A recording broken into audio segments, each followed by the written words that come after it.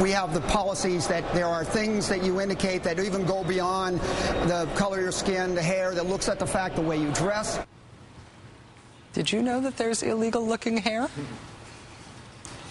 Personally, as a person who's never thought of myself as a good hair person, whose mother immigrated here from another country, I will admit to feeling self-conscious upon learning that there is illegal-looking hair.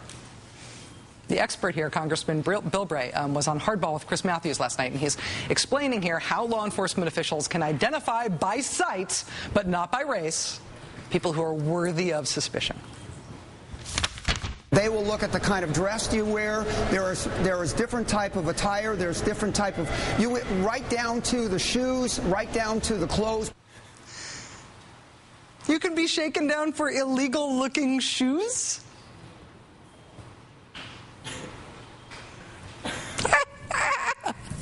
Should I be more paranoid than normal? Congressman Bilbray went on to describe that law enforcement would decide who's in the country illegally mostly by behavior, by people acting illegal-ish. He was weighing in on Arizona's strict immigration bill that was passed by the state House and the state Senate. It's the Support Our Law Enforcement and Safe Neighborhoods Act, a very feel-good name for a bill that at its core would make it a crime to not carry papers documenting your citizenship or your immigration status. Papers, please. Arizona police officers would be told that they must stop and demand documentation from anyone they suspect to be an illegal immigrant. Anyone caught without papers, arrested. What counts as reasonable suspicion that somebody's an illegal immigrant? Proponents of the law keep insisting it has nothing to do with race. They'll just be looking out for, your illegal-seeming hair and shoes. Republican Governor Jan Brewer, who is up for re-election this fall, has until Saturday to veto the bill or sign the bill or let it automatically become state law without her signature. There have been protests all week, including 9 college students who changed themselves to the fence outside the old state capitol building on Tuesday. They said they would refuse to leave until the governor vetoed the bill. Police cut their chains and arrested them on charges of disorderly conduct. When they were let out at about 1 o'clock in the morning, more than 100 supporters were waiting for them. Also opposing the You Don't Look American bill are members of Congress, clergy, local and national newspaper editorial boards, civil rights groups, human rights groups, law enforcement organizations, all calling on Governor Brewer to not make history here, to veto this bill. The man who sponsored the bill is Republican State Senator Russell Pierce. Once upon a time, not that long ago, Senator Russell Pierce was considered in Arizona to be a bit of a political outlier, someone thought to be too way out on the fringe even for members of his own party.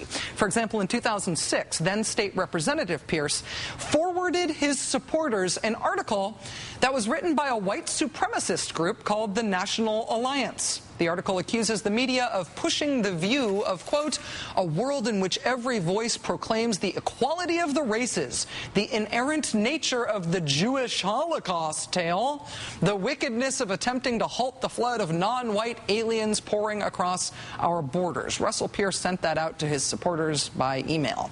He did eventually apologize for that, said he hadn't read it closely before he sent it on.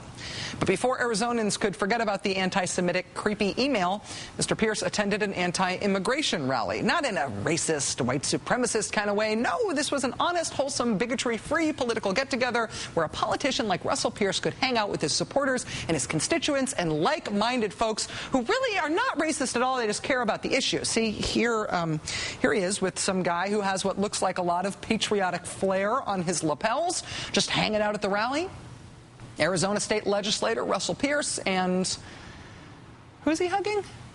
Oh, yeah, that's noted white supremacist J.T. Reddy, seen here at a proud neo-Nazi rally in Omaha next to all the guys in swastikas. Again, Governor Brewer has until Saturday to decide whether or not to sign the anti-immigration Papers, Please bill, literally written by the anti-Semitic email forwarding picture with the neo-Nazi guy.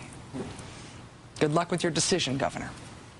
Joining us now is the Vice Mayor of the great city of Phoenix, Arizona, Michael Nowakowski. Mr. Nowakowski, thanks very much for joining us. Appreciate your time. Oh, thank you, Rachel, for having me on the show.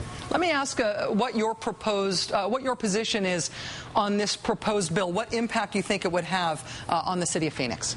Oh, I'm against the bill. The economic impact on our city is just going to be outrageous. I mean, we have people that are boycotting the state of Arizona. We have a governor in Sonora asking the citizens of Mexico not to come shop on our border towns, and that would ruin those border towns because that's where most of the Mexican citizens cross over the border to buy their groceries in the United States. In just the last 10 minutes, Mr. Nowakowski, we learned that Governor Brewer just gave a press announcement. She just announced her plan that she says to deal with the issue of illegal immigration. According to what we've just been told, the governor focused on National Guard patrols, aerial surveillance, $10 million of support for local law enforcement in the border region. She made no mention of the pending legislation. Do you think that Governor Brewer is going to sign this bill? Do you think she's going to veto it? Do you have any indication of how it's going to go? You know, I believe that she's going to sign it, but if she listens to all those young people and listens to the community, she'll veto that bill. And if she's thinking for the best interest of Arizona, she'll veto that bill. I know, sir, that you sent a letter to the Phoenix city manager requesting that everyone, regardless of ethnicity, show proof of citizenship to avoid racial profiling charges when stopped by police. What was the idea behind that letter? What's your proposal there? Well, you know, Rachel, we're going to get sued. Someone's going to end up suing us because we're going to break federal law on racial profiling, or we're going to break this if the governor signs this law into effect. We're going to break state law for not arresting or asking individuals for their citizenship. So we need to be fair.